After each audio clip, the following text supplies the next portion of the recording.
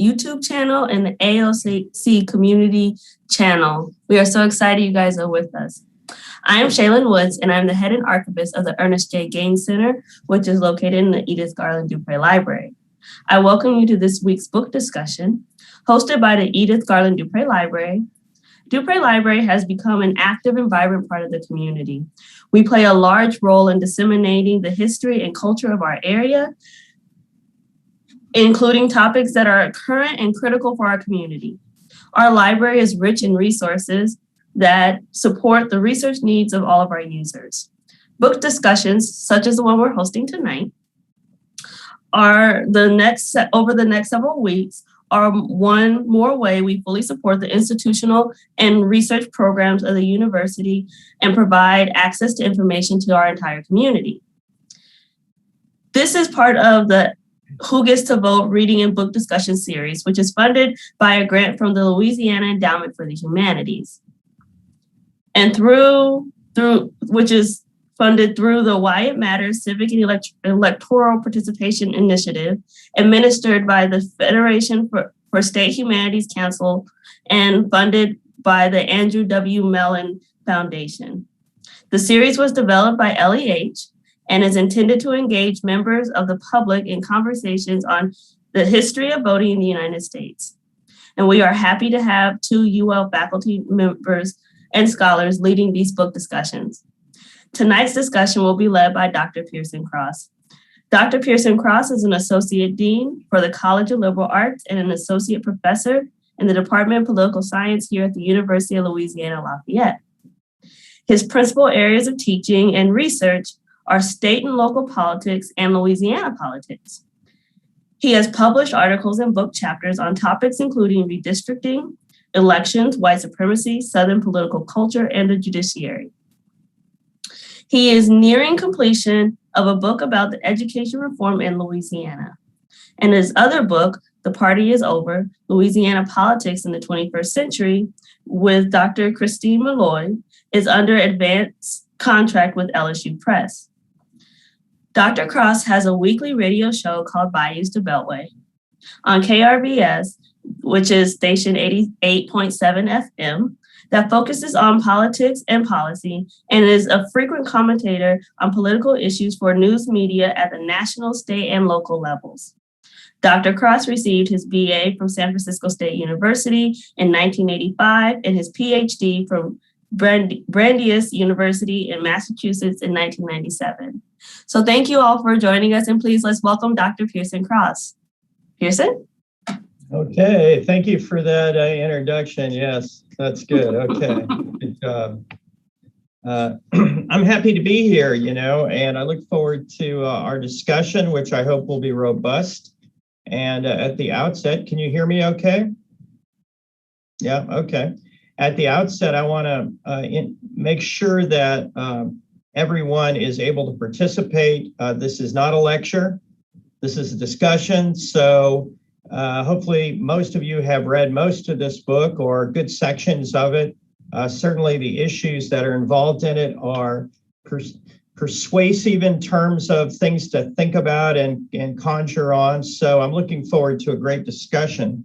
I'm not going to lecture, but I'm just going to start off with a couple of key points today that I thought were really interesting. And I just put these together a few minutes ago as I was thinking about what we were going to talk about tonight. And I was thinking, man, this is a great time to talk about voting and the history of voting in America. And I'm really glad that the book we're reading, The Embattled Vote in America, has given us this opportunity. And my thanks to Tiffany and Shaylin and everyone else who is working for the grant with LEH to put this together and make it available. Thank you so much. And let me not forget, did you mention AOC, Shaylin? Okay, good. So this is a little list I came up with, and maybe you have some other things. Well, for one thing, we've just come through an extraordinary election in the United States. It was a contested election. It was super close. As it turns out, had 42,921 votes gone to Trump in 3 states, we would have ended up with a tie in the Electoral College of 269 apiece. which would have thrown the election into the House of Representatives. So very, very tight election. Of course, the general vote was not so tight, but had that gone to the House, it would have been an even more historic election than it actually was. So pretty crazy. And then we have an election where one of the major parties has made it quite clear that they often, many of them, I think some 74% is the figure I saw last, do not accept the legitimacy of Biden's victory. So really contentious issue here. Secondly, it was 56 years and 3 days ago that a group of protesters led by John Lewis and others marched across the Edmund Pettus Bridge. That resultant riot and the bloodshed led to the creation and passage of the Voting Rights Act, which has changed voting and participation in America and really changed the outcome for voting for people, particularly African Americans all across the South, but also for other people in other communities and states. The Supreme Court, as we speak, is taking up voting rights in a couple of cases in Arizona. That should be very interesting, whether or not states are moving ahead on passing laws limiting rights to vote. State lawmakers have in fact introduced, in 43 states, have introduced 253 bills that would limit in some way the right of people to vote or access to the polls or different restrictive amendments. By the way, 704 bills in the states have been introduced that would expand voting. So this is not a one-way kind of side. The House of Representatives on March 3rd, 7 days ago, a week ago, passed the H.R. 1 for the People Act. That bill, if passed, would be the largest expansion of voting rights in the United States since the Voting Rights Act. And that was just a week ago. Finally, today in Florida, there was a ruling that said that reduced penalties for felons and allowed them to vote, lifted the 5-year waiting period before they could participate, and felons can now run for office after they have paid their fines and served their time. So a bit of liberalization there. There are 1.4 million felons who have been denied the vote in Florida. And so some of those are closer to exercising their fundamental rights as of today. So it seems like to me that it's a really great time to start talking about voting and about what we're doing in this country and why we're doing it and what we've done in the past and so on. So let's start the discussion. How did you find, were you able to get into the book? Did you find the book persuasive? What was something that stood out to you about the book and first impressions?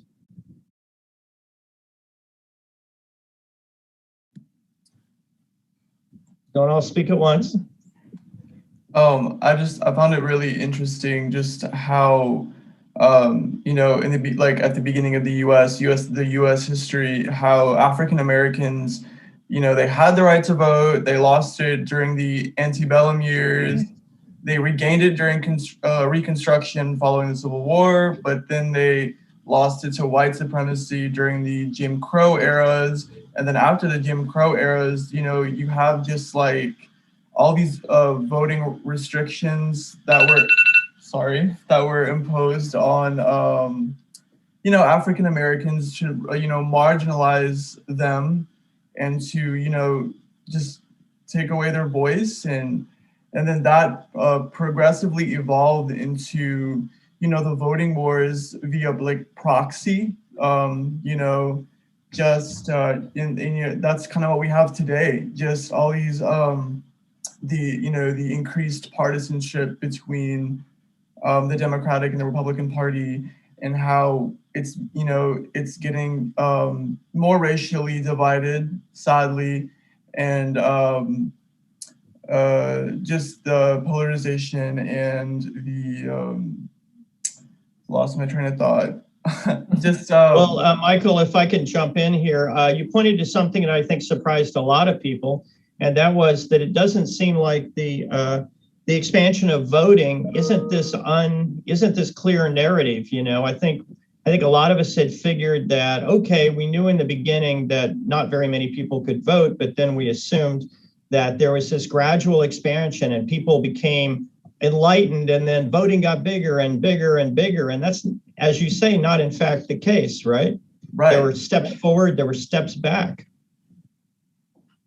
What struck me was that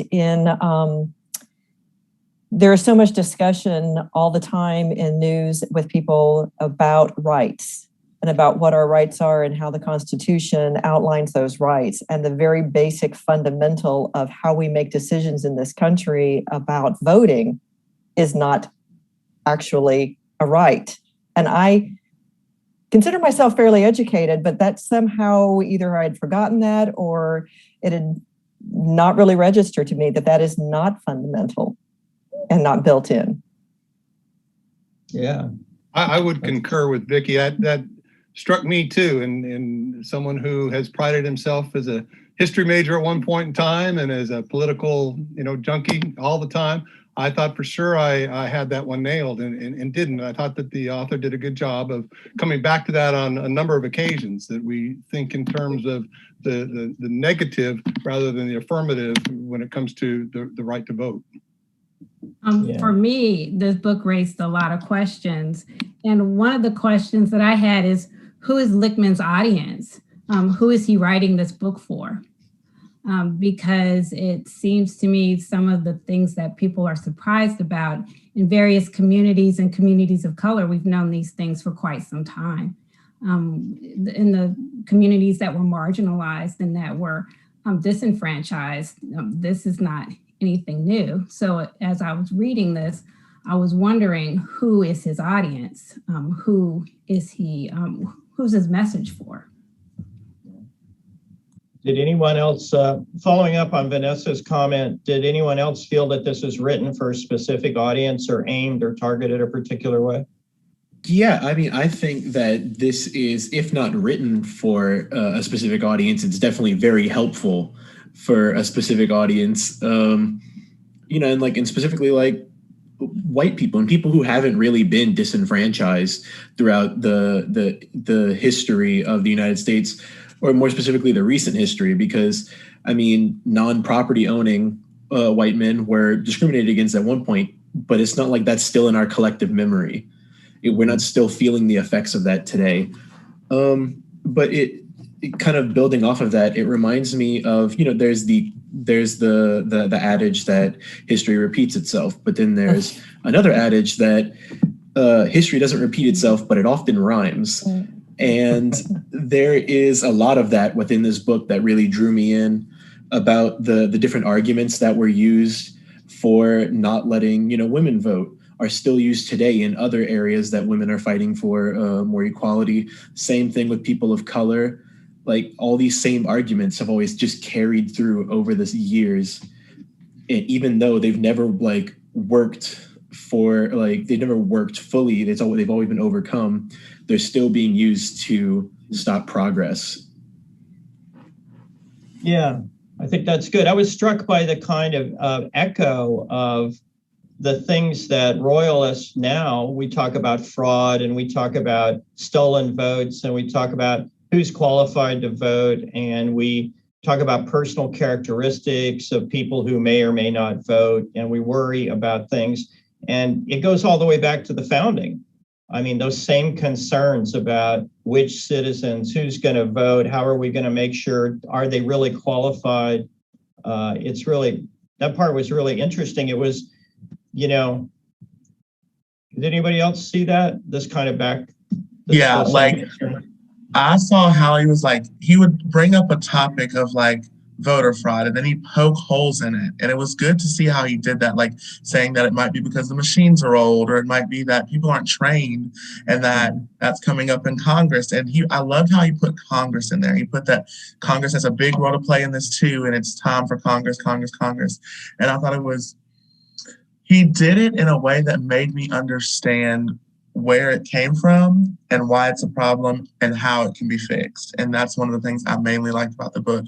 I think everybody needs to read it. It was amazing. even like just to listen to it and understand more, like Dustin said, the pattern and the history and the everything. It's just crazy to see how it all added up. Interesting. Okay, good. So let's tackle the founders a little bit. Are they a little tarnished after this? I mean, what were the founders thinking? Why did they not protect the right to vote early on? I mean, it's not in the Constitution. It's kind of given to the states. It's not a positive right. So what were they thinking? How would things, This is another question that came up for me about the founders. So my question was, how did the founders address the inconsistency between their behavior and the philosophical ideas of the Enlightenment that they claimed influenced them? So you had these founders that were citing Enlightenment philosophers about agency and liberty and protecting and recognizing people's right for autonomy. And then they said, okay, but that's for us, but that's not for you. So they were violating some of the major philosophical ideas of their day. And there was glaring inconsistencies there. So for me, what began to emerge was this strategy of maintaining privilege and maintaining advantage. And so they employed mechanisms that made sure that they were going to maintain their advantage. So it's ironic that they were trying to break free from an aristocracy, but essentially they replicated the aristocracy, with the merchant class being the feudal lords in the United States. And yet that seemed to be a blind spot for them. And it didn't seem like anybody called them on it. Well, was it Go ahead, sorry. I was going to say, was it a blind spot or was it hubris? It was them assuming this is what we believe, but we're educated and intelligent enough to believe this, so we need to protect it from those people who don't have the education to follow and understand.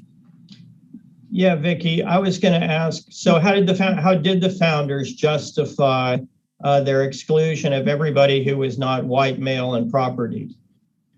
What was their fundamental argument? It seemed to me that what they did, which is a common strategy among elite people, is they either dehumanized them or infrahumanized them.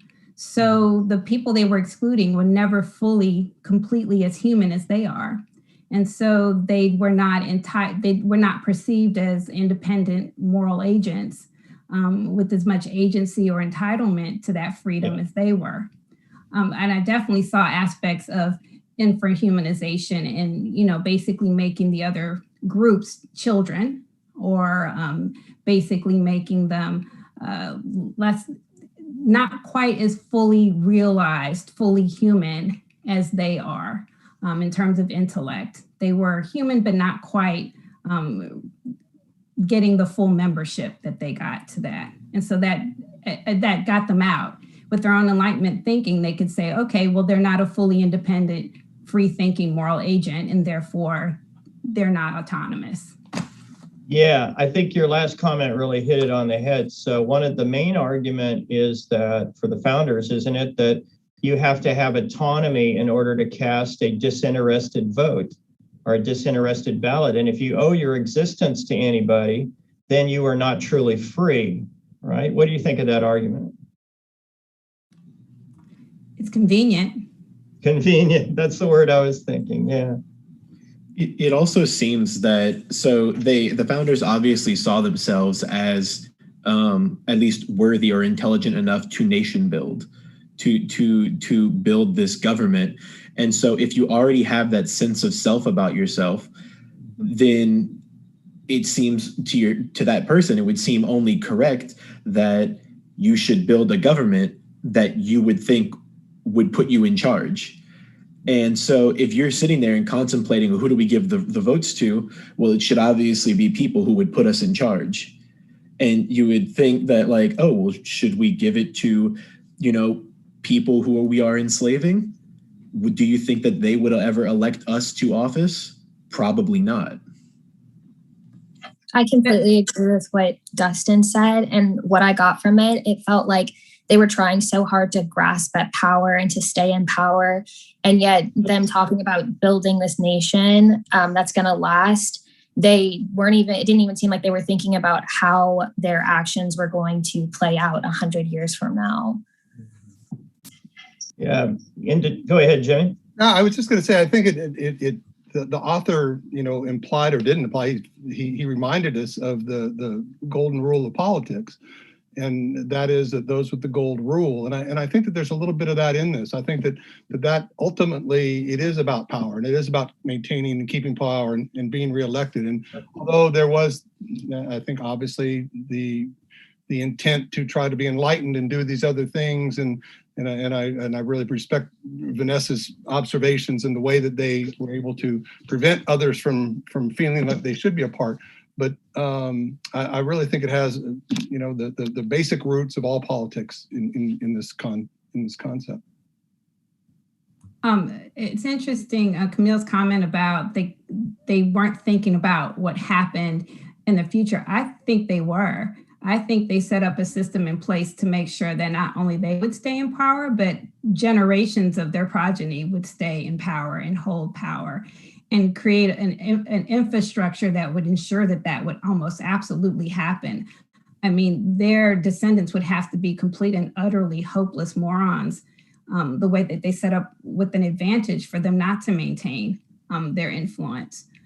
There's so many ways, and I guess I'm overstating it, but there's such a safety net where they could fail but still maintain their status.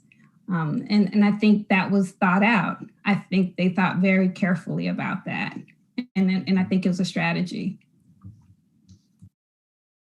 One thing that I was really struck by as I read was that so much of what we think about in terms of voting doesn't happen at the federal level. I mean, so it happens at the state level. So the feds, one of the things that struck me was that states could have all of these onerous conditions for voting or for office holding or for everything else, but none of that shows up in the Constitution. In the Constitution, it's just, age, citizenship, very straightforwardly, right? So it's really the states where the action is at. And of course, one of the things about the states is they have all these different practices, right? So when you talk about voting, particularly in the early republic, but even today, every state is a different mix, aren't they? So there's a real, were you struck by the variety of different rules and different schemes for voting and all that? Yeah, I never guess I've really thought about it, but I was really struck by how different it is. And then I was thinking like, okay, now if I needed to know something, I can go online and Google and find out what I need. What documentations would I need? Where would I go? But they don't have that. So if you're changing the rules all the time, the only people that would be aware of that would be the in crowd or the ones in the know, which goes back to Vanessa's point. And then it kind of also got me thinking about, also going back to Vanessa's point, the intentional plot to keep it this way. So the 3/5 rule, we want you to count, but only for us and not when it can go against us. And then towards the end of the book, when he talks about the current gerrymandering and the current how the Republican Party may not want more people of color to vote. They're okay with only 50-60% turnout, and so it's all very strategic. And I guess I'd never realized that, but it's been strategic since the beginning. Yeah, excellent point, Kayla. Mm-hmm. I think the voting not being at the federal level and just having all these inconsistencies with the states, it reminded me, and it reminded all of us just how non-linear the struggle for suffrage really was. Because it's like you go back to the early days of the Republic, some minorities could vote, some women in some states could vote, but then it went back and it changed frequently, and it created such discrepancy on a national scale that sadly led people in charge to take advantage of the system through redistricting and gerrymandering, and that's what we see a lot of today too. That was one of the most surprising things to me, was that women, if you had property in some states, were allowed to vote in the very early days, because you had demonstrated that you had autonomy, right? Because you had the property. As we get to the 19th century, and I'm moving on kind of to chapter 2, if you're keeping track of where we're going, we start to see a move away from voting based on economic ability. So you start to see generalized white voting, white male voting. And this is the era, of course, of Andrew Jackson, where the suffrage gets really spread out and you start to get the first mass-based parties.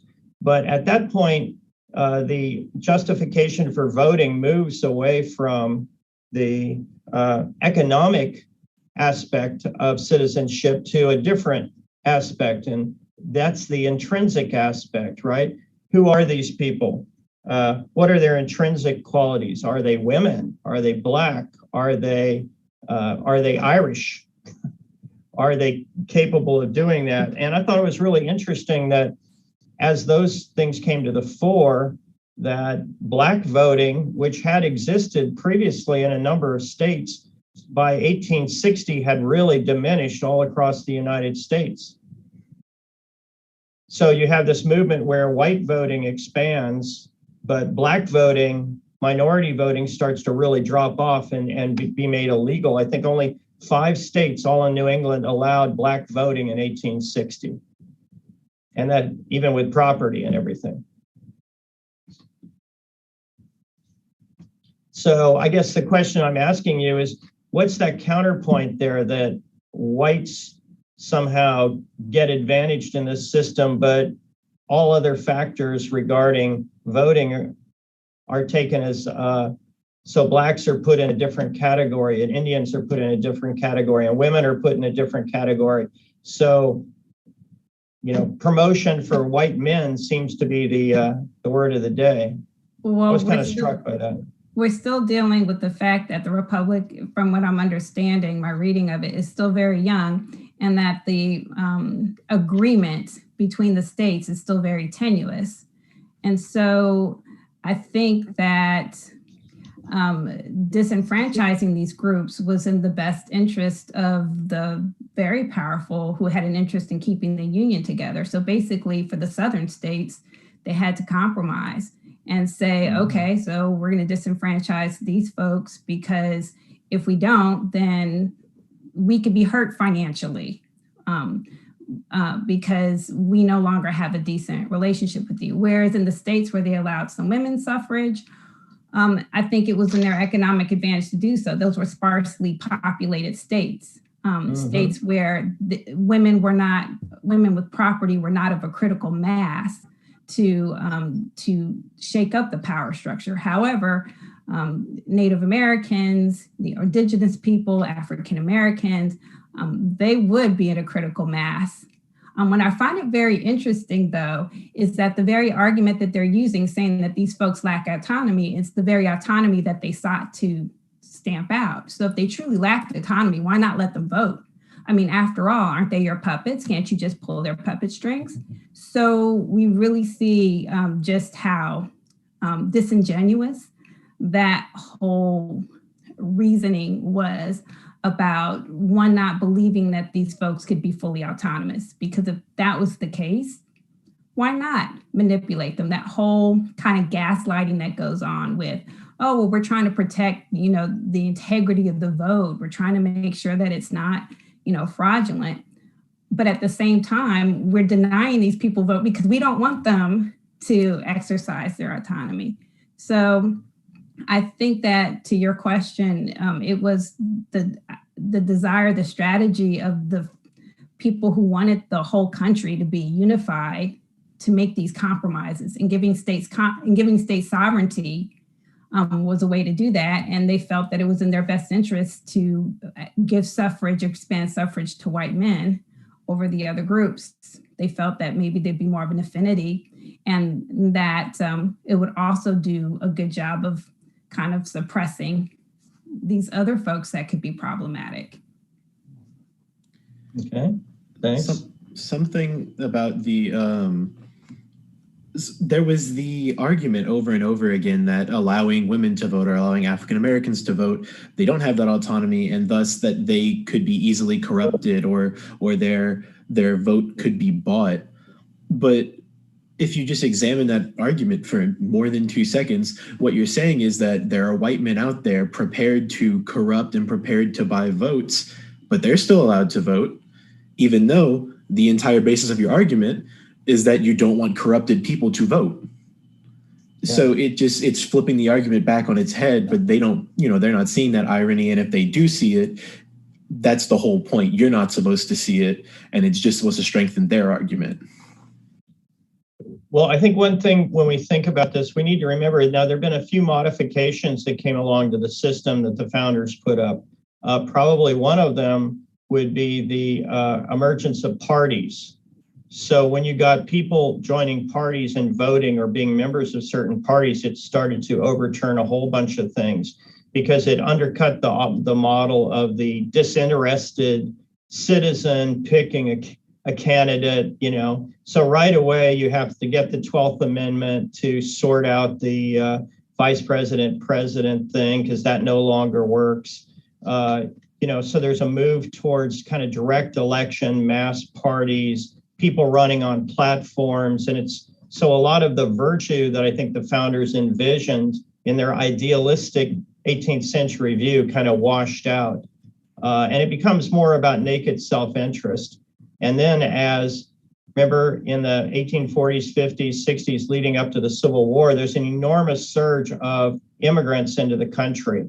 And there are all kinds of fears about, so if you're an Irish person, fresh off the boat, are you qualified to vote? Can the machines in the big urban cities sign you up? And so we really see that sense in the middle of the 19th century of corruption existing in those big cities. And we start to get some of the things that are still with us today.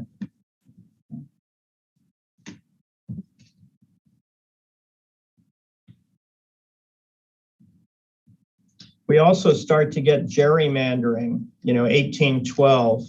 Elbridge Gerry, did you follow that? You may have thought gerrymandering was something that political consultants thought up just in the last 20 years, but it's been around a long time. Although I have to say, with modern technology, gerrymandering is really pretty amazing today.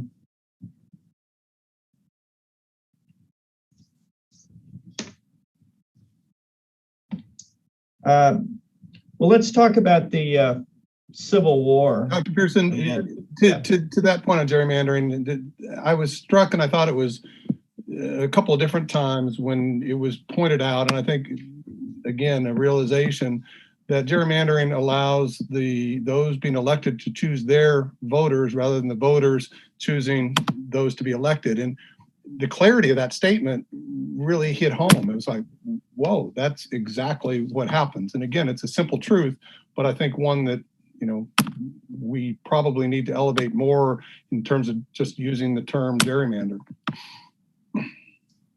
Is everybody familiar with the concept of gerrymandering? How that works and everything? Typically, it's incumbent protection. Most states have their legislatures create districts for all their elective offices, and oftentimes the people creating those districts are the people who are going to be running in those districts. And so they try to create those districts in ways that would be advantageous to their party or their constituency. And they try to pack or crack. If there are voters that aren't going to be good for their party, they try to stuff them into a district or they try to spread them out over districts. So it's kind of corruption at the governmental level aimed down at voters. By the way, that's in the new HR 1 bill that just passed the House, the idea of taking away redistricting from legislators and turning it over to bipartisan commissions.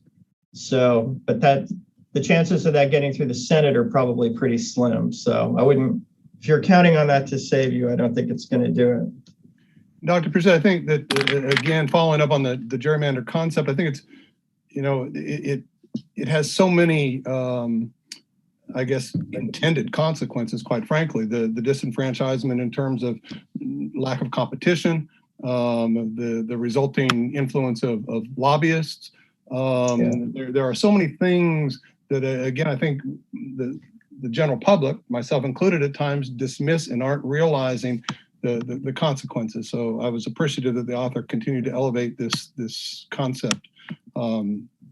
Aside from, separating persons and all living alike and not being forced to converse and have conversations with those that maybe don't look and think like us all the time, has other consequences.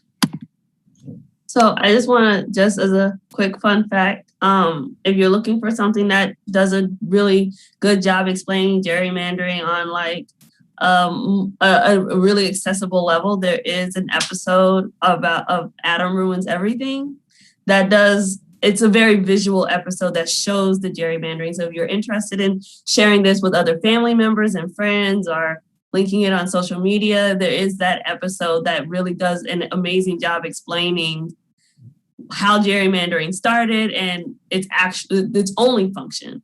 So just a quick fun fact. Gerrymandering is actually a good model for, it brings up a lot of the issues in American politics because we all believe that we're individuals and we should all be treated as individuals, right? But what we notice is that although we're all individuals, people tend to vote along racial lines. And right now, the African Americans in the United States are almost 100%, about 80 to 90% Democratic. And as a result, it's easy to gerrymander on the basis of party. But what happens is if you don't gerrymander, and we've seen this in Louisiana and other places, if you treat everything as an at-large district, in a state like Louisiana with 32% African Americans, you don't get any African American elected representatives. So if everybody in Louisiana counted off, we have 6 congressional districts. If everybody said, okay, 1, 2, 3, 4, 5, 6, 1, 2, 3, and so we didn't pay any attention to where anybody lives, the chances are very good that we would not elect any African American representatives to Congress, and the same thing on the legislative level. So in some sense, gerrymandering, although we don't like it, it in fact creates opportunities for people by treating them as not individuals, but as members of a group. But it doesn't seem to be, it really runs into some other concepts. It just shows how problematic our election system is right now.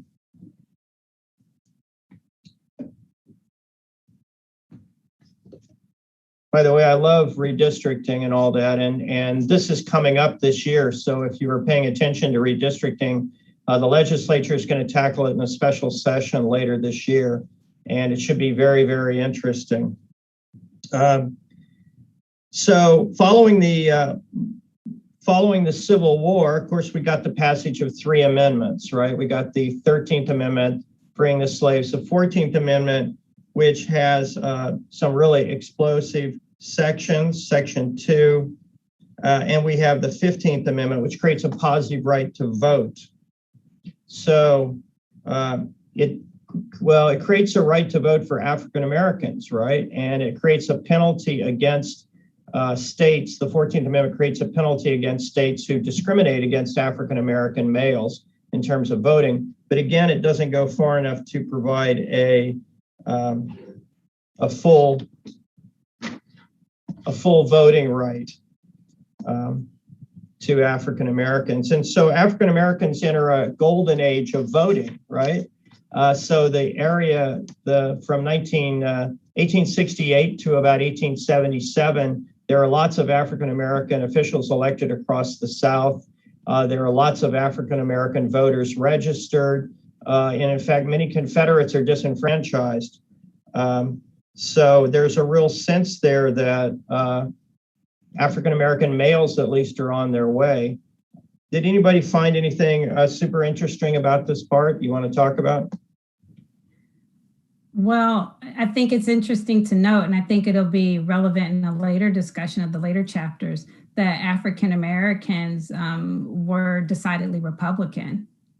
They were and then the South was Democrat. I think that's very important as the narrative goes forward and we look at issues of gerrymandering and we look at these other issues. I think it's important to remember that context, because what was shocking to me across the entire book, particularly in the later years, I think this will become more relevant, is how the Republicans decided to disenfranchise rather than to modify their platform to try to appeal to these voters.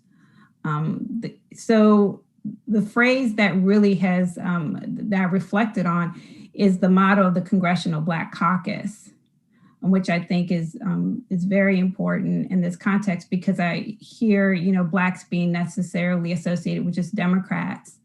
But the Congressional Black Caucus has the motto, Black people have no permanent friends, no enemies, just permanent interests. And I think that has been consistent with history. When it was in Black people's interests and those platforms represented their rights and their platforms advocated for them, they voted for that party. And when that evolved, they voted for another party. So what's striking to me is that we all know that this history is pretty well known, is why the Republican Party has been so hesitant to modify their platform to better have outreach to these other groups, if they are in fact believing just in capitalism that the best idea should win, or a meritocracy. If that's the case, then disenfranchisement is off the table. What should be on the table is improving your platform so that the ideas can be competitive and can appeal to that base instead of excluding them from voting. So I found that to be kind of disappointing, but also just an interesting observation I made going through that. Anyone else surprised? Go ahead. I was going to point out to what Vanessa was saying is interesting enough 4 years ago, that's exactly what the Republican Party tried to lean in on. All of a sudden bringing back up the fact that they are the party of Lincoln and they are the party that freed the slaves. And to the Black Caucus's point, it didn't really work, because that doesn't matter. Like, party lines don't matter. Party lines, if you're looking at the civil rights movement and basically the 1930s onward through the 70s, when you have Black Power and you had the Black Panther stamp on the cards. The cards were not about a party; they were about interests, and those voting cards were telling people these are the people whose platforms align with the interests that you need to be alive in this country. And nothing really to do. Just so happened when the parties flipped, most of those people became Democrats, but it didn't actually have anything to do with the parties themselves. It was, who's gonna make sure it's not okay to kill us? Who's gonna make sure our kids are not essentially accosted by officials, because there's another word I was going to use, but that's going to get misconstrued. Someone say accosted because their teeth aren't clean, or their clothes aren't clean, or they smell funny. Who's going to care that they're actually getting an education? Because that's what really matters. It's more about show me what you mean. Show me your actions. Don't tell me what you're going to do. And 4 years ago, when they started leaning into that, all of a sudden everybody was like, and what's your point? So that is a huge difference. We're looking at like cultural groups and what motivates them. And it's not always strictly about party lines. If the party line shifts, so does our loyalty. Yeah, I think that's a really great point. There are a couple points here. One is that it's easy to read this book as a diatribe against Republicans, particularly in the modern era. But I think, if we take it historically, it appears like the 19th century was the era when Democrats seemed to be mostly against expanding rights and expanding voting. 20th century, it was mixed. And as we move towards the end of the 20th century and the 21st century, the Republican Party is the party that's playing defense on the expansion of rights. The second point is that, minority groups like African Americans are not people upon whom things are done or done to or acted on, but Black Americans have agency. If anybody thinks the Voting Rights Act would have been passed without the civil rights movement and without all those marchers, they're crazy. So, people have, acted in ways that changed the game for everybody, frankly. And I think it's important to keep that in mind. That's not. And I think that's what's happening. I think the Latino communities and the other communities that are put in monoliths and, they try to talk in generalities. I think that's also an issue for both parties. So this seems to be a conversation really among the same elite group that the founders are, and they're having this conversation. They're trying different strategies. So it's interesting that one party's strategy is to develop a platform that seems to address the interests of other groups, and another party's strategy, as outlined by Lichtman, is to just try to find ways to dampen influence. And, I'm sure that maybe has flip-flopped over history. I mean, history is a long journey, so. But at that moment, the moment that Lichtman's documenting, that seems to be the case. Yeah, that kind of reminds me, and obviously this is a very blatant point made throughout the book, but kind of going back to when we were talking about chapter 2, it's interesting, and I noted it, how many times they talk about defining what white is versus non-white, and how relevant that is today. Like, I felt like I was reading about right now in this past election, and it was actually in, 1840. And then also like how relevant, moving on, like how there's a quote that I have in here about that white terrorists would have no retribution if they intimidated Black voters, et cetera, and how relevant that still is. And it just feels like, so have we really made any progress with voting or with rights? And he kind of sums it up in the last chapter and in the summary, like, we've done some things, but in other areas we failed. But it's just crazy how relevant so much of this still is, and that we've seen in the last, year. Yeah, can't agree with you more. That's, as I read this book, it just continually struck me about how the same things over and over, slightly recast, change sides, but it's like this continual thing. What ended the Reconstruction, of course, and what ended Black voting in the South was the Tilden Hayes election of 1877, 76, 77.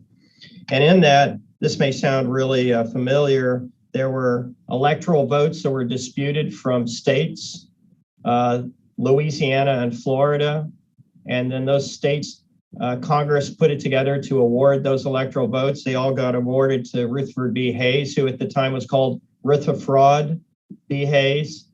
So, and they awarded the Republicans in that case the presidency, and that was the deal that the Democratic South cut. They said, okay, you can be president, but you give us back the South and end Reconstruction. And so in order to gain power, the Republicans cut the South loose, said, fine, we don't care about Black voting rights anymore. You can do whatever you want down there. We're tired, we're moving on. And then you enter that period of starting to get Jim Crow, right? With this mass terrorism across the entire South. So it's pretty cold-blooded, frankly, it really is. But I don't know, maybe it says something about self-interest and how much people are willing to bleed for someone else. I think what's really prevalent is just the repetition of history. You have, the amendments that, constitutionally protected African Americans, with their rights and their ability to partake in suffrage. But then you just have all these restrictions that bypass, any constitutional amendments. And we see that today. We see it's like, they come up with a reason to keep marginalizing certain minorities, whether we saw it with the grandfather clause, the literacy tests, just all these things to, diminish voter turnout, because they had it pretty established from the beginning that when you minimize, a voter turnout, you basically get to keep the same elites in power, or basically sway elections in the way you want. And from like the 1800s to today, that is still very prevalent. And that's what, like, throughout the book, we see that, and even in the last chapter, when they talked about the Bush election and the discrepancies in Florida with the voting machines, it was just yet another example of how, to restrict, the outcome of certain elections and, the voter turnout. So I thought that was really interesting and just a prevalent point throughout the entire book. That's good. Someone else? Well, I made a note to myself because the one thing that when we talked about themes throughout the book, I narrowed it down to like just some very basic phrases. We have the tactics like gerrymandering that has always occurred and we can still doing them. We have claims of fraud. I made notes of that from the very first elections. There were claims of fraud. Oh, people are doing it. And then we always have the issue of class distinctions. We've changed what those distinctions are, but every time we've added amendment or changed laws, we just create new ways of classifying groups of people in a way so that some people can be better than or more than the others. And that's how we limit their votes. And it really, over and over, comes down to those three things, and it never stops.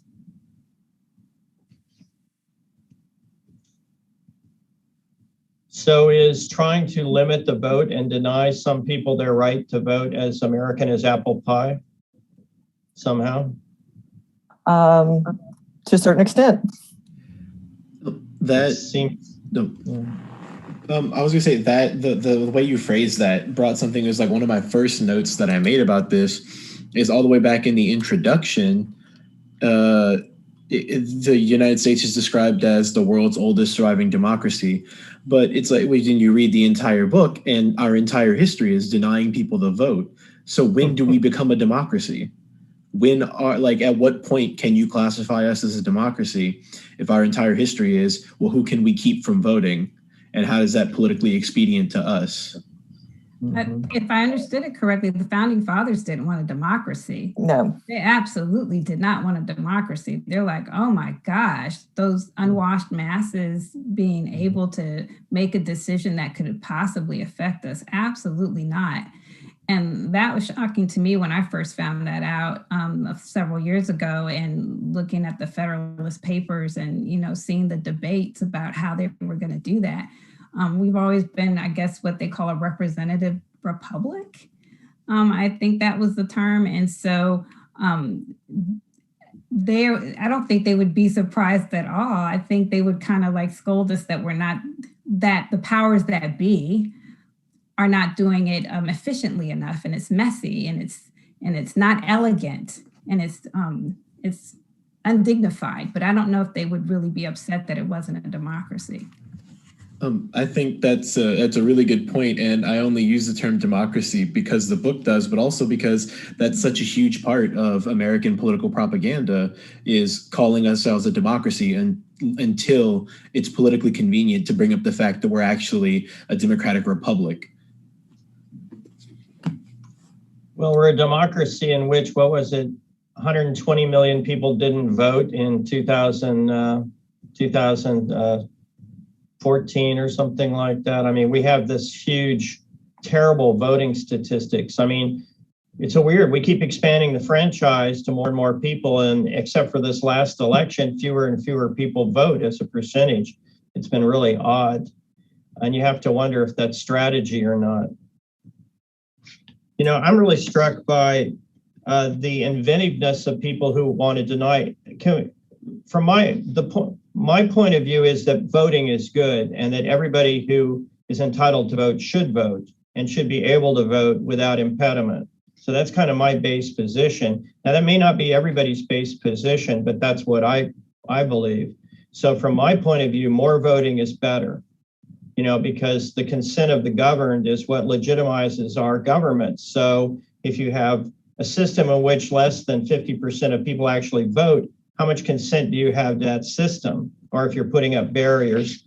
But we are pretty inventive. That's the only thing I can say. You know, in the past, we had, literacy tests, poll taxes, off-year elections, straight out disenfranchisement, grandfather clauses, all those kinds of things. But today we have voter purges, redistricting, reducing polling places and hours, voter identification laws that get stricter and stricter, all kinds of things. So we've just developed a new kind of set of tools to keep people from voting.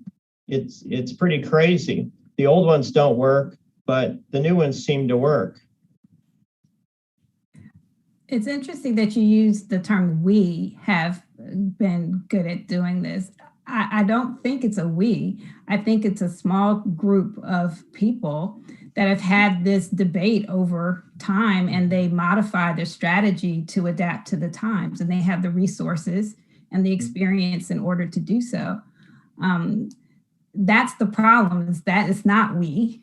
It is a small group of people. And so the question is how do we expand it and contribute our voices to perhaps do something different? I want to challenge that a little bit. What do you think? Is it we, the people who are actually doing this, Jaden? I think mainly the people that are doing the legislative part of suppressing the vote. Yes, that's mainly lawmakers, and especially the Republican Party, who it's proven low turnout equals Republican win. But I also think that people have a very important role to play in speaking out against this. Whites included need to start speaking up, because if we have a overwhelming public thinking that this is wrong, we can do something about it. But if we don't have strong voices, we can't. And people usually don't speak up when it doesn't affect them.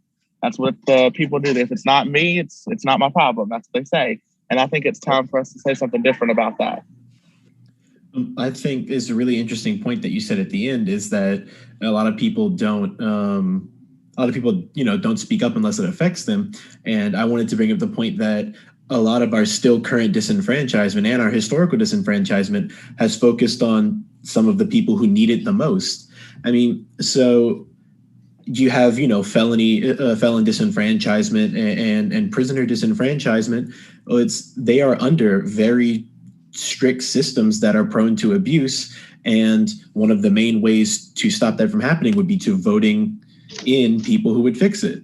But they are not allowed to vote. And then when you have felony disenfranchisement and prisoner disenfranchisement, it is then politically good practice to put people who disagree with you into prisons, because maybe nowadays you can't disenfranchise an entire race, but you can definitely take steps to put people of that race into prison, and that takes away the vote.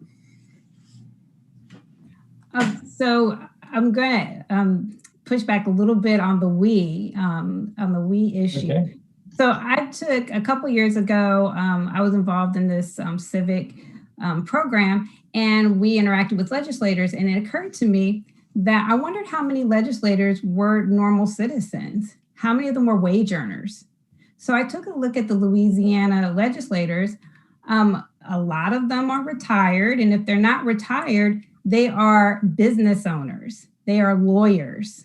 So, and the reason why is because it would be very difficult for a wage earner to be able to do the public service with the minimal salary or compensation that they get for this.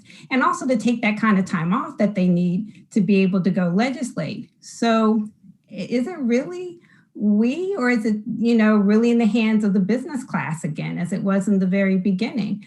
These folks have the means to take the time off to do the service. They also have the financial ability to be able to do that.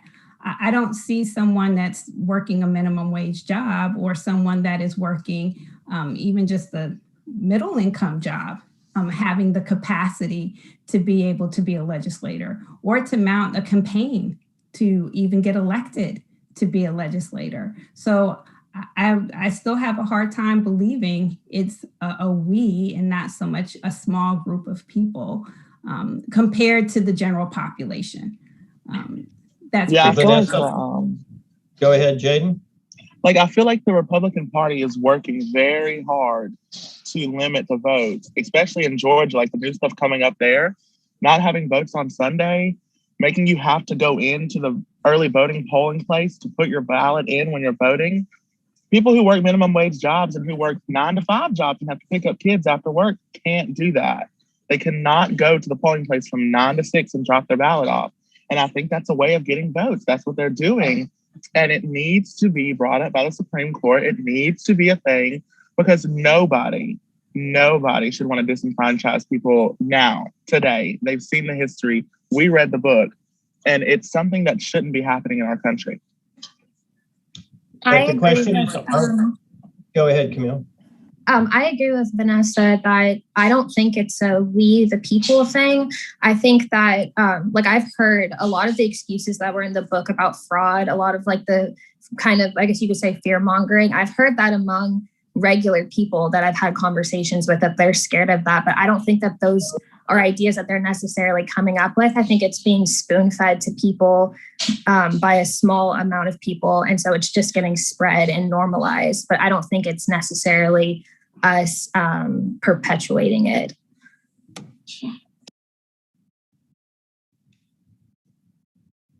Okay, so who can do something about this? If you can't say it's we the people who are responsible for this, then who can fix it? You know, so we have a situation here, right? I mean, go ahead, Jimmy. Well, I cautiously disagree with this notion that it's not we. I do think it is we. I think that we collectively, meaning the folks who lived before us, who put into place laws and rules and that have been perpetuated and or dismissed and then were re-put in. We today have there is a segment of the population that is entitled to vote. And so it's that we that continues to perpetuate for what, we can say a lot of different reasons, but I have to believe that the power still, to some extent, has to be us. The consequences are very complex. The notion to send something, I think Jaden said, to go to the Supreme Court, and I had to smile and think to myself, well, the Supreme Court is appointed by, the president, if the president's allowed to, as in the case we know that President Obama was not because of politics and elected officials. And so to get ourselves out of what I'm hearing is a consensus concern, I don't see any other way than to do it other than within the realm of vote and elections,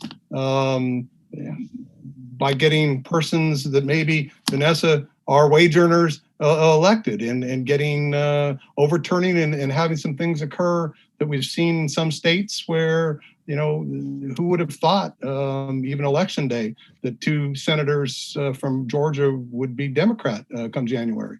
So there are ways and there are means within the system. That doesn't mean that Georgia's not going to turn around and change laws to prevent that from occurring again, but it's the persistence and the understanding of how these laws, how these rules manipulate, continue to perpetuate, the concerns that are being expressed here today that I think is important. Yeah, so it takes me back to my initial question. And I think it complements your question, Pearson. Who is Lichtman's audience? So he's bringing up all these things and he wants all these reforms. Who is empowered to do that? Exactly. Right. So I think that the people who are empowered to do that are going to have to step forward, definitely with the support of people who have been marginalized or may not have had a voice. But it's definitely a conversation that has to be had among the people who have resources and who are fully recognized as being of value in the larger society. I think that has happened. But I think with Stacey Abrams, she's a great example of having this grassroots thing. And I think grassroots will lead to reform. But I do think a conversation, a serious soul searching has to be done with the folks that have been fully participating in this process of keeping things the way that they are. I think there has to be some kind of reflection. I don't want to have too strong a word for it, but there has to be some really serious reflection among folks that have been actively engaged in this process over history to get some change done with the grassroots complementing. I'm not saying the grassroots shouldn't happen, but I'm saying the grassroots needs to be complemented with folks who benefit from the way things are. Vanessa, I think if I can jump in, I think Stacey Abrams is a good example of someone who accepted, as Jim would say, that we the people are responsible and got out and made sure that the people got to the polls and voted.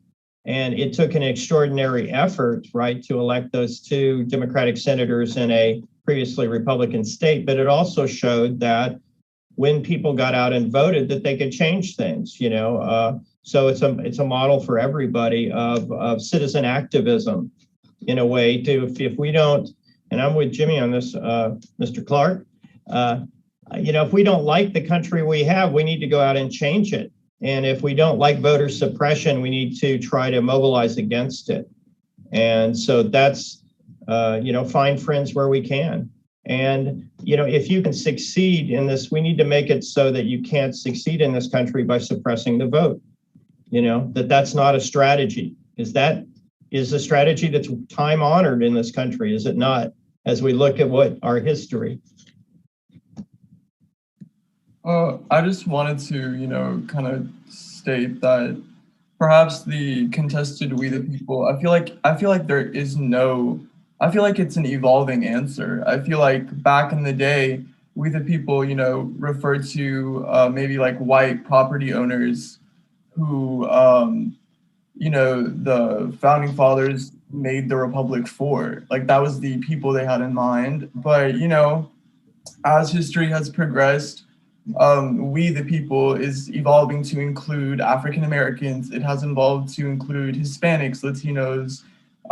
And I think just the knowledge that we have now is power. I think that now we know about redistricting. We know that minorities in certain districts can have a voice.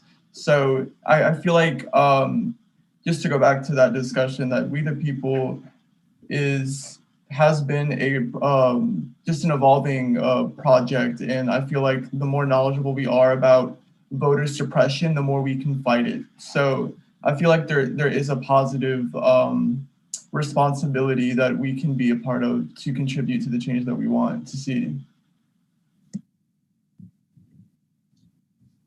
Well, one of the reasons why African Americans do have a voice is because of the Voting Rights Act that was passed, right? And what that points to is that when the Voting Rights Act was passed, Black registration went from 3 to 5% across the South to over 60%. And from that, based on that, and also the renewal, particularly in 1982 of the Voting Rights Act, that said that African Americans were entitled to elect people of their own race or people that they supported, not just to have a voice. It had a vote. It had to be an effective vote.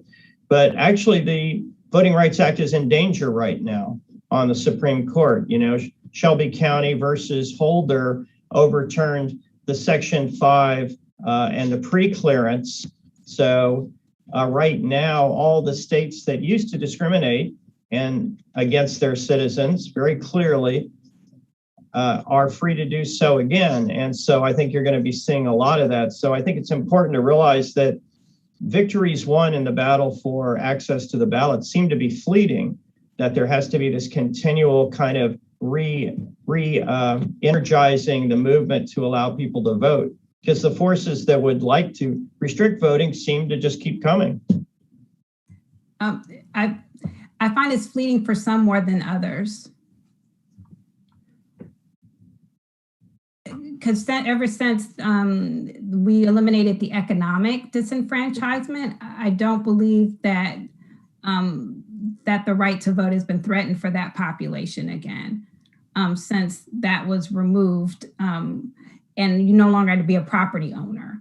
So I think white men of all classes have had their suffrage, and it's never been fleeting, and it's never been in danger of it being overturned, where other populations are more vulnerable. I think that's a very real challenge. I don't think suffrage is as fragile for others. I also think that's the point with Pearson's point, that your point and Jaden's point converge and are saying the same thing, that to make this better, the people in power need to be held accountable, and we the people that is all encompassing of all Americans, which there's a really great article by Eric Bonner that points to the fact that from the day slavery ended, from the day it was abolished, Black people saw themselves as the people and as American citizens deserving of 100% full citizenship rights from the jump. So when we the people that is all encompassing of everyone who is American, those people, that we needs to hold that other we accountable through those grassroots movements by looking at, because when we boil down the disenfranchisement, the singular theme is inconvenience. It's easy for people not to vote when they make it really inconvenient. The times are bad. You don't get off for work. You have to pick up your kids. You have to go way out and you don't have a car. There's nothing around you. No one will help you understand all these. It's written in all this jargon. That's all one level of inconvenience after another, after another, after another, that makes people think that this isn't worth my time. I don't have time for this. I don't have time. I don't have energy. I don't have the brain power to engage with this. So I'm not going to do it because I don't matter. My vote doesn't count anyways. That's the effectiveness of inconvenience. But when the little we looks at the big we and says, you're wrong and you can't do this, and we're not going to be okay with it, and we are going to bring you to the carpet. We are going to call you to task. We are going to be very loud and obnoxious until you stop. Then we're all we. The big we has way more power than the little we, but the little we has way more numbers than the big we. And I think that's where y'all's points are converging. And it's converging in a really amazing and beautiful way that is something that is being explored daily amongst grassroots movements, amongst nonpartisan organizations, on campuses and community centers everywhere. We're exploring that, like, what does our we look like? And how can our we affect their we and make them be accountable to us who they're supposed to work for? Interesting. And I think that brings up a part of it, that like voting rights isn't like, so, you know, when people have the right to vote, but all these other restrictions, whether that's restrictions through law, like when Native Americans were offered the right to vote, but then it was like, oh, but you have to leave your tribe and all this stuff, whether that be by law or that just be through, de facto versus de jure, whether that just be through factors like economics, in that it's like, oh, well, I have to go and pick up my kids. And that happens because, you cannot pay someone to look after your kids so you can go do something, or that you can't get off of work and you can't afford to miss a day, whether that be because of pay or because you don't have great job security. And so the securing of voting rights is a multifaceted problem, in that you have to start to fix at least like the economics. And people who are organizing the Amazon union in Alabama, do you not think that if they get that union, hoping that they do, that through the new union contract and the better benefits that they bargained for, they might have more time to worry about politics that isn't immediately affecting them? I think that's a great point, Dustin. And I actually had a couple of questions about current legislation like the HR1, the For the People Act, and the PRO Act that's currently out there. Would that help advance some of the things that you talked about, Dustin? I'm not a policy expert. That's why I had the question. What would be the implications of that for the People Act? Does it go far enough to enfranchise voters? And for the PRO Act, the protecting the right to organize, which is related to Amazon, would that help with the economic disparity and provide some sort of stability such that people would have the space to be able to consider those things as Dustin talked about? Yeah, I can't really prophesy about the fate of either of those, except that the Senate is very tough. But, in some sense, there's the House has really laid down the gauntlet to say, look, we want to have this kind of change that makes elections more secure and that gives people the right to organize and that takes back some power. There are other things, though. There's Shelby County, there's Citizens United, there are other things that are arrayed against voting. I wanted to mention a couple of. I was looking at the Voting Rights Act, which we've been talking about a little bit. When the Voting Rights Act was passed, there was an Operation Eagle Eye. Did you see that in the book? Operation Eagle Eye, which were poll watchers that they put to make sure that fraud would not take off. Senator James Eastland said this about the Voting Rights Act. By allowing blacks to vote, you will unleash a chain reaction which will finally culminate in the establishment of an all-powerful, unchecked, unanswerable, super socialist state.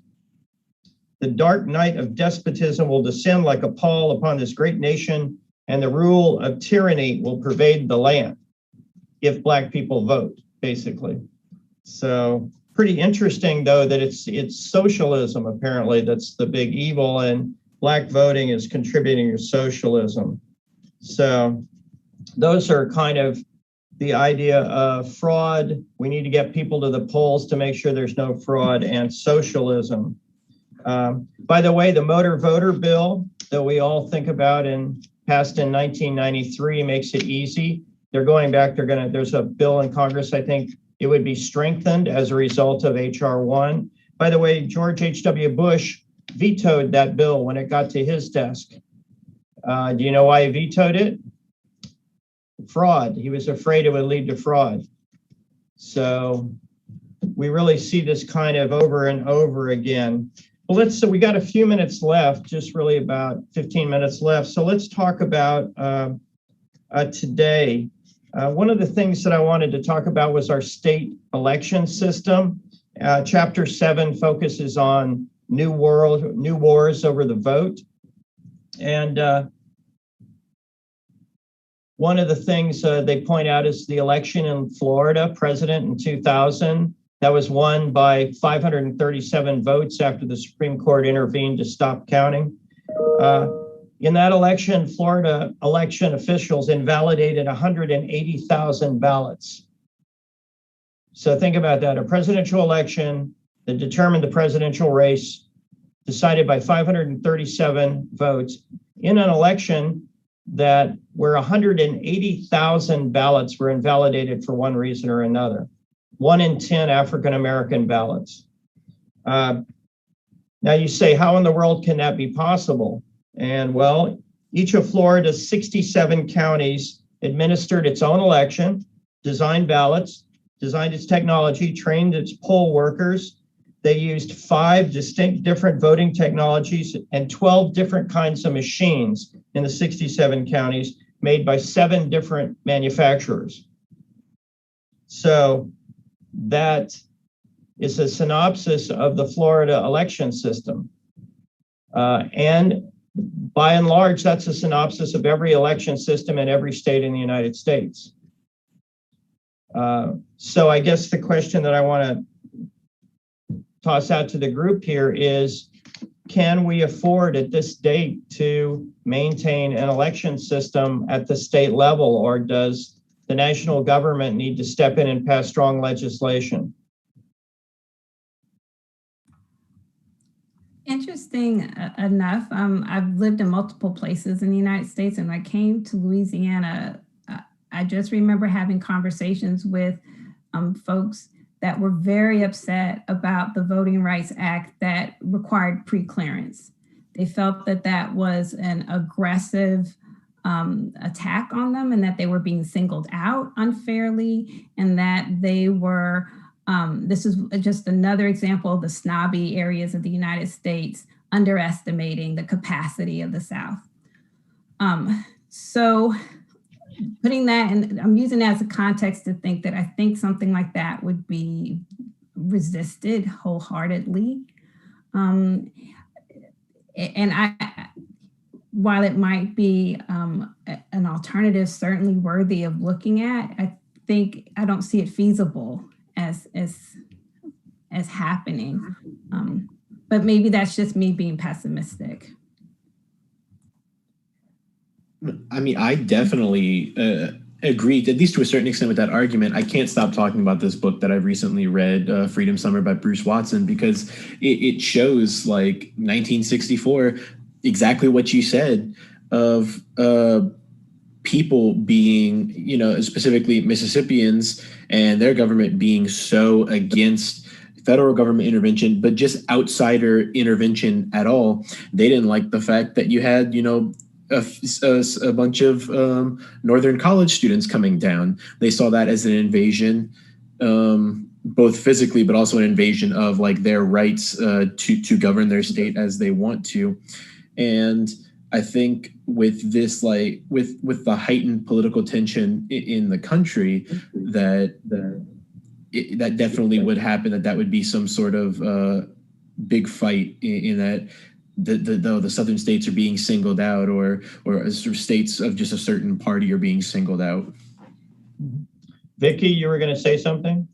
I was just going to say this, to me, is all part of the bigger picture that I think that we are fighting in across government entirely, of the dichotomy between so much of what or how we operate is national, and how we think and how we talk about politics is national, but it really is managed by the state. And these are two things that are more and more pushing against each other. And when you talk about what the people want, they're usually talking about the federal government helping or making things right, but it's really the states that we have in control. And it's becoming, to me, a bigger and bigger push between the two. And voting is just all part of that. I think the phenomenon Vanessa and Dustin and Vicki are talking about, I call it, like, it's the ghost of Reconstruction. It's this idea it's not a strictly Southern idea, to be very clear, but it's this idea that after the Civil War, was not an idea, it's what happened. After the Civil War, the federal government came in and decided to tell all these states what they could and could not do. And when they left, there was this resurgence of this demand for state-led independence and don't tread on me. And you see it not just it's not just about Black disenfranchisement. We see it with ecological issues, and mill towns did very similar things when it came to issues of pollution. And it's intentional. And absolutely, if it's like, well, now the states don't get to dictate how we vote, the federal government dictates how we vote, people are going to lose their minds. It's going to be an attack where the communists are coming, burn down all the buildings, they're going to come and tear down the White House. I don't know. But that's all part of a much bigger narrative that we're not talking about, which we are talking about tonight, that little we versus the big we, and who's benefiting from these arguments, that they're these theories, not arguments, these what's the word? Conspiracy theories. They're kind of throwing out there that they grasp onto little bits of history to make true without talking about why it had to exist to begin with. So that's like the ghost of Reconstruction, that the federal government's going to swoop in and dismantle everything you love about your home place and try to make it something else and leave it in shambles. And then because of their intervention, they broke it and you are forced to fix it all by yourself. So just keep them at bay as long as possible.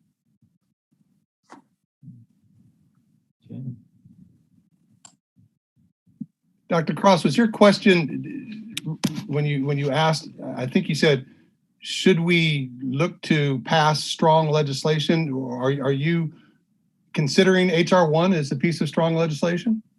I am. I mean, it's a very strong piece of legislation. If it were passed, it would completely remake elections in the United States by setting out a bunch of really straightforward ground rules, by changing funding for congressional candidates, by limiting money in politics, by creating, I mean, it's very, very sweeping. I encourage you to take a look at it. Well, I have, and I would concur. I wanted to be sure we were talking or think about the same thing there. I would concur 100% that it's very strong. I also have real concerns, as you alluded to, about the Senate being willing to embrace it and get 60 votes to pass it at this point. And my question, I guess, would be to you is it important enough or worth it enough to give up the filibuster to be able to pass this piece of legislation? Well, as it turns out, I'm not a fan of the filibuster in the first place. So I think it's unconstitutional, roughly, because I mean, it's not unconstitutional in the real sense that but it does thwart the will of a majority. So I'm willing to live and die without, without a super majority. There's nothing in the United States Constitution about bills get passed if they can get a supermajority in the Senate. The Senate is already extraordinarily unrepresentative in terms of the American people, in terms of the Electoral College and everything else. So in terms of smaller states with less population. So my concerns about representation in the Senate and, about the filibuster are very minuscule compared to the needs that we have for passing, bills that make sense for the United States as a whole. But that may not be where everyone else is. But that's where I am. You asked what I felt. And I did. I specifically asked your opinion. I value your opinion. Thank you, Mr. Clark. So let's talk just a little bit about one of the things that's interesting about districting. And well, let's talk about the future, because we're coming to the end of our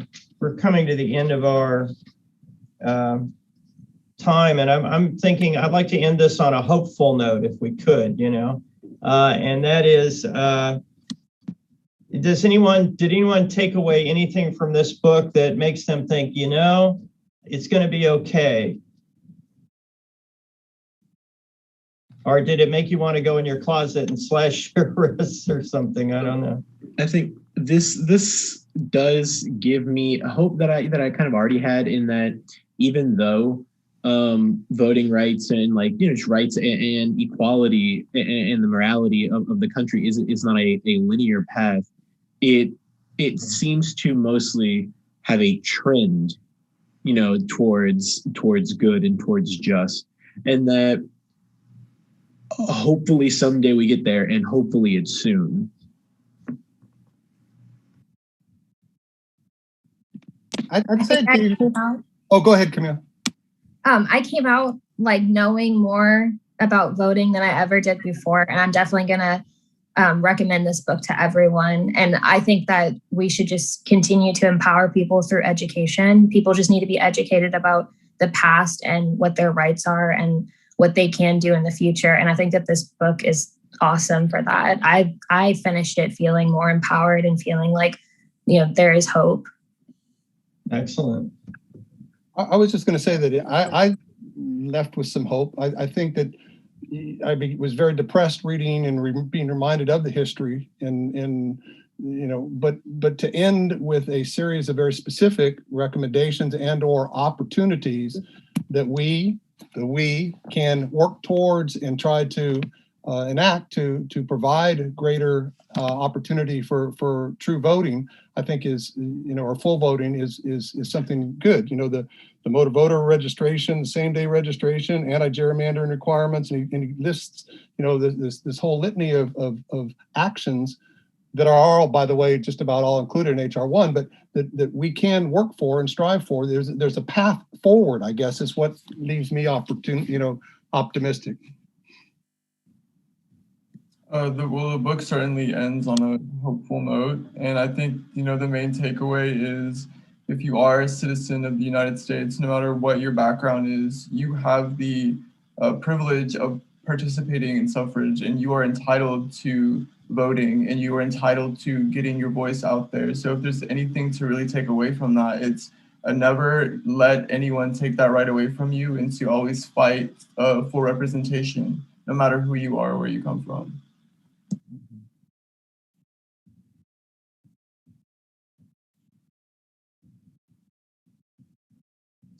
Yeah, I feel like, I think it's the next book in your series, Bending Towards Justice. Is that what it is? Which one? Let me double. Which one are you doing? It's Vanguard. Vanguard. Yeah. Are you reading Bending Towards Justice later on? Yes. The last one. Yeah. So in terms of optimism, if you think about it, and someone said this, is that the arc of history is long, but it bends towards justice, which I think Obama said. I think Martin Luther King said it originally, maybe.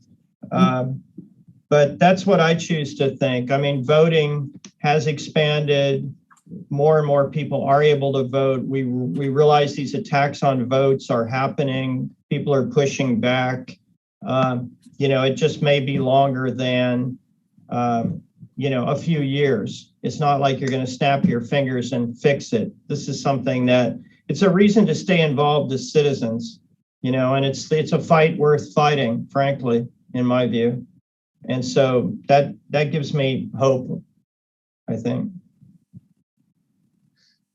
So this is, it's 8:01, and before, I just want to let everyone know I've just added an anonymous survey in the chat box that is necessary per the agreements with our funding agency for evaluation purposes. So please, everyone who participated, please take time to fill out this survey and submit it. Don't send it to us. Just hit the submit button. This has been amazing. You guys are amazing. I am not trying to quickly end the conversation. I did want to say that before I forgot, as we were approaching 8 o'clock. So if anyone still wants to continue to talk, the floor is yours, but this has been amazing. You guys have been amazing. I'm very glad everyone has enjoyed the book, and definitely encourage your friends and family to read this. This is not just strictly a personal thing. This is something, voting is an act we do that affects everybody around us, even not just within our immediate neighborhood, but literally the nation over. And that's something important to remember. It is a responsibility, but it is a powerful and should be an exciting responsibility that every citizen engages with. So definitely encourage people to pick up this book and discuss. You guys now all can lead book discussions on this if you like.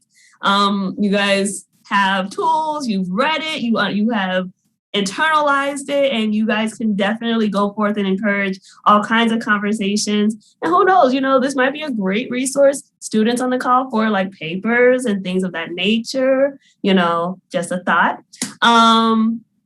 So I'm very excited, and I just wanted to say thanks again for everyone participating, and feel free to continue to talk. Thanks, Shaylin. Thanks for hosting. And I want to, by the way, compliment the students who joined us on this conversation. You all, did really well. I thought it was great. Appreciate you being here. And thanks for taking this book seriously.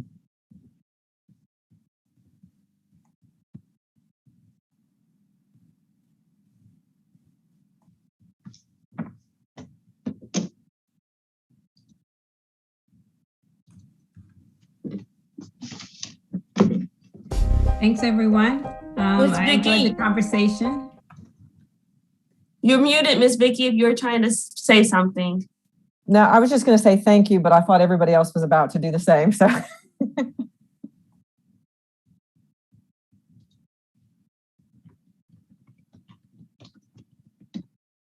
Okay, everyone, thanks again. This has been amazing. Just know, moving forward, if you're not if you weren't able to get in on any of the 3 upcoming, we will be live streaming to the library page's YouTube channel, and the AOC community channel will also be live streaming the upcoming book talks. So if you weren't able to get the other 4 books, but you want to listen and hear and maybe in the future pick up those books to read, join us on our YouTube channel and on the AOC community channel. Thanks you guys so much. Have an amazing night and just have a great rest of your week. Thanks. Bye. Thank you. Bye-bye.